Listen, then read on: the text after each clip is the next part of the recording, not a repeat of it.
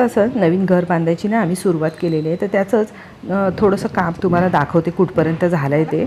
आणि सगळे मिळून बांधतो आहे घर, बाकीचे दीर आणि आम्ही. कारण गावाला ना असं चांगलंसं असं आमचं घर नाही आहे, पण ते एक दीर त्यात राहतात. तर बाकीच्या दीरांना आणि आम्हाला असं. आणि मग ते गेलं की तिथे काम कुठपर्यंत झालं आहे सगळ्यांना उत्सुकता आहे ना, तर ते व्हिडिओ कॉल करा आणि आम्हाला दाखवा. ही जबाबदारी आमच्यावर आले. तर त्यांना व्हिडिओ कॉल करून दाखवायचं आहे आणि मग तुम्हाला पण शेअर करेन की घराचं काम कुठपर्यंत झालं आहे.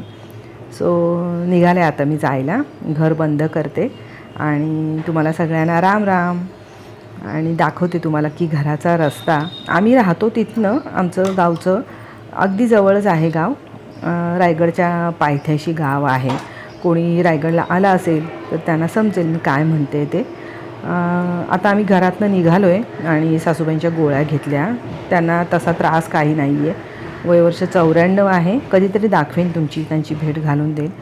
पण तसा त्यांना काही त्रास नाही आहे, पण थोडं दुखतं खुपतं, तर त्या छोट्या मोठ्या गोळ्या आहेत. तर जाताना सगळं घेऊन जावं लागतं ना.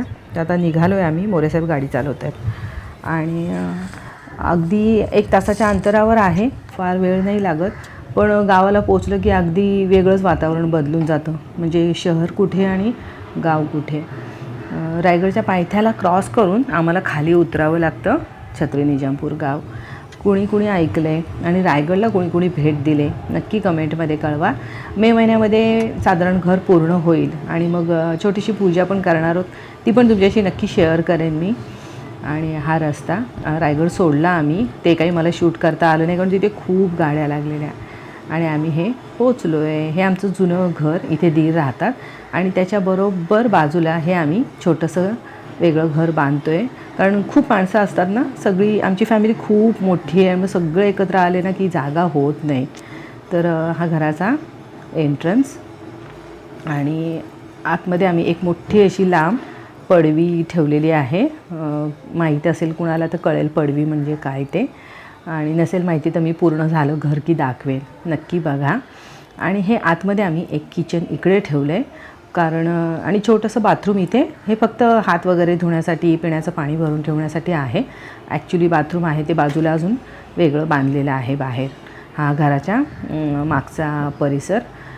पूर्ण झालं की जरा आयडिया येईल तुम्हाला. पण हे इकडे आमचं छोटंसं बाथरूम वेगळं अजून आहे, पण त्याला एंट्रन्स दुसऱ्या रूममधनं दिलेलं आहे. हे असं मोठं किचन आणि म्हणजे जेवायला पण बसायची जागा असं ते माझघर.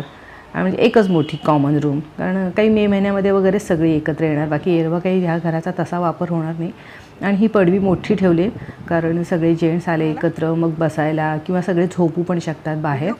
हे मोरेसाहेब फोन व्हिडिओ कॉल करून दाखवतात. ते सगळ्यांना उत्सुकता खूप मोठी.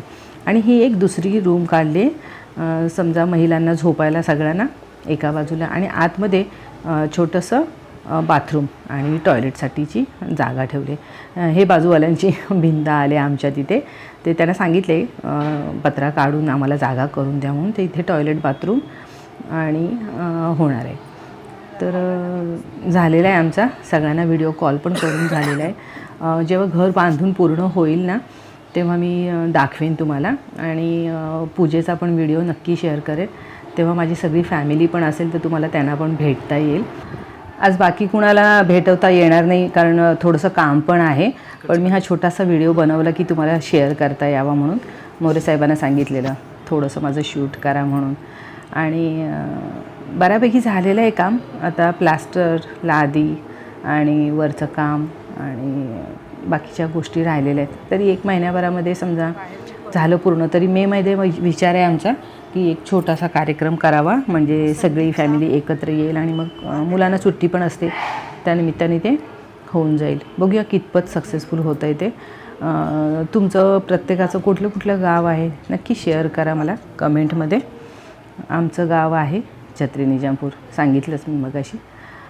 मोरेसाहेबांचा काही फोन अजून संपत नाही आहे. सगळ्यांना फोन करून सांगायचं माहिती, काम चालू आहे, कुठपर्यंत काम आलं आहे, काय काय झालं आहे, आणि सगळ्यांनाच बघायचं आहे. प्रत्येकाला वेगळा फोन करून दाखवून झालं आहे. हे जुन्या घराचं भिंत होती ना, त्याला दरवाजा होता, तर तो दरवाजा पॅक करून म्हणजे ती भिंत वापरली गेली आतमध्ये घेण्यासाठी. तेवढी एक भिंत कमी झाली ना बांधायला, आणि त्याला चिकटूनच लावलेला आहे. ते दीर तिथे राहतात, त्यामुळं ते घर त्यांना वापरायला आणि मग सगळी खूप गर्दी नको म्हणून हे छोटंसं घर आम्ही आपलं बांधतो आहे बाजूला की असावं.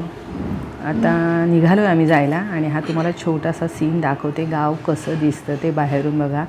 तुम्ही महाबळेश्वरला पैसे भरून राहायला जाल तरी पण तुम्हाला जे बघायला मिळणार नाही ना ते तुम्हाला इथे बघायला मिळेल. खूप छान निसर्ग आहे. नक्की पुढे एक डिटेल व्हिडिओ बनवेन की कसं आहे आणि आजूबाजूचं वातावरण काय, आणि पावसाळ्यात तर काय खूपच छान वाटतं. नक्की कमेंट करून कळवा कसा वाटला व्हिडिओ ते. धन्यवाद.